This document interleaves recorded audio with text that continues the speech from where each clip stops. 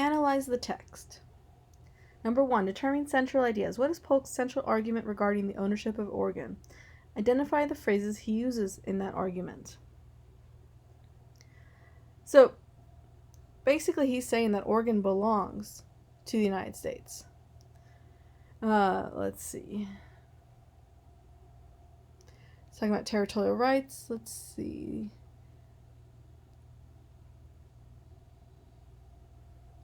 They cannot be abandoned without a sacrifice of both national honor and interest. So, because it's in their honor and interest, clearly Oregon belongs to them. Oregon's part of the North American continent. And that so should belong to the United States. And let's see if there's anything else. And again, mentioning territorial rights. They're just and dear territorial rights. So they're fair and important territorial rights. So Oregon should belong to them. Again, mentioning national honor again. But he's just saying Oregon should belong to them because they're better. There's just a general idea behind it. Number 2, citing text evidence. How does Polk express his displeasure with the British proposal on partitioning Oregon? So splitting Oregon. So he's talking about splitting Oregon south of 49 degrees, and he mentions trifling addition of detached territory. So trifling means not important. So he's saying that it's not really an important addition. So it's not really worthwhile. He's just that Britain's trying to give them just an unimportant part of Oregon, and that they deserve more than that. Let's see. Anything else? And again, this agreeing to this would insult their territorial rights and again their self-respect and their national honor. So the agreement is an insult. Anything else? So this is President Polk, and again, he clearly wanted Oregon. That was part of his campaign to get Oregon no matter the cost and support Manifest Destiny, moving westward. So now we're going to go on to a primary source from a memoir, Arriving in San Francisco. So this is by John David Borthwick. As gold seekers in California in the late 1840s and early 1850s, new towns, they arrived in, let me start that over. As gold seekers arrived in California in the late 1840s and early 1850s, new towns and cities sprang to life. In this excerpt, John David Borthwick, an artist and writer from Scotland, describes his view of the town of San Francisco upon his arrival in California. So he is a writer, he's from Scotland, and so he's writing about his experiences going to San Francisco. Before the discovery of gold in the country, San Francisco consisted merely of a few small houses occupied by native Californians. At the time of our arrival in 1851, hardly a vestige remained of the original village. Everything bore evidence of newness, and the greater part of the city presented a makeshift and temporary appearance. Some houses were mere tents, with perhaps a wooden front sufficiently strong to support the sign of the occupant. Some were composed of sheets of zinc on a wooden framework. There were numbers of corrugated iron houses, the most unsightly things possible, and generally painted brown. There were many imported American houses, all of course painted white with green shutters.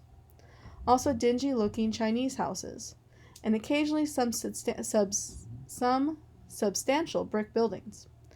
But the great majority were nondescript, shapeless, patchwork concerns in the fabrication of which sheet iron, wood, zinc, and canvas seem to have been employed indiscriminately, while here and there in the middle of a row of such houses appeared the hulk of a ship, which had been hauled up, and now served as a warehouse, the cabins being fitted up as offices or sometimes converted into a boarding house.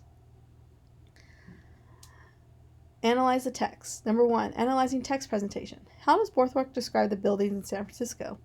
Note some of the descriptive terms he uses.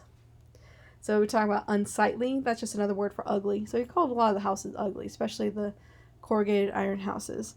He talks about the construction, and it seems to have like random things. So sheet iron, wood, zinc, canvas seem to have been employed indiscriminately, randomly. So it looks like a lot of these homes were just built from random pieces and just kind of put together quickly.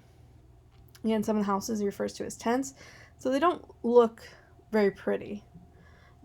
Again, using makeshift patchwork, so a lot of it's just kind of poorly put together. And even like there's also like a ship. They use ships as offices and boarding houses, and so it's pretty interesting what they did. So many people arrived so quickly during the gold rush. They just kind of put together something to stay in. Let's see. Do you think Bothwick is impressed by what he sees? Explain. So, I mean, it's kind of hard to tell. A little point of view. He could be impressed by the variety of material used, but he can also not be impressed because the town looks very unsightly and just doesn't look very pretty. So it can go either way.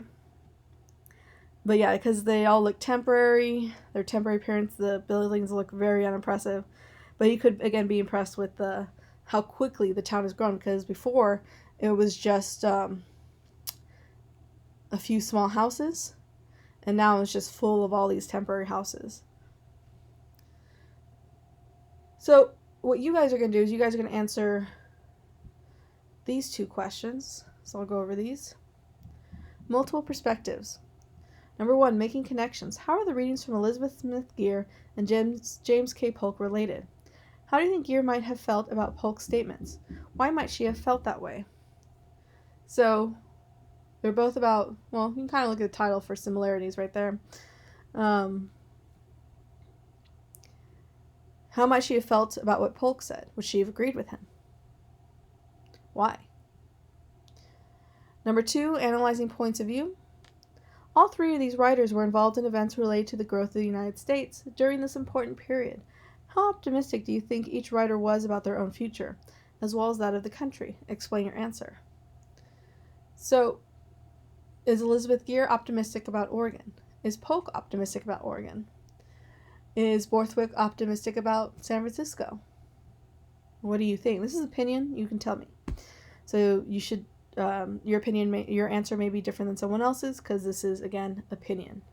So optimistic, how hopeful do you think each of these writers were about their future in the West?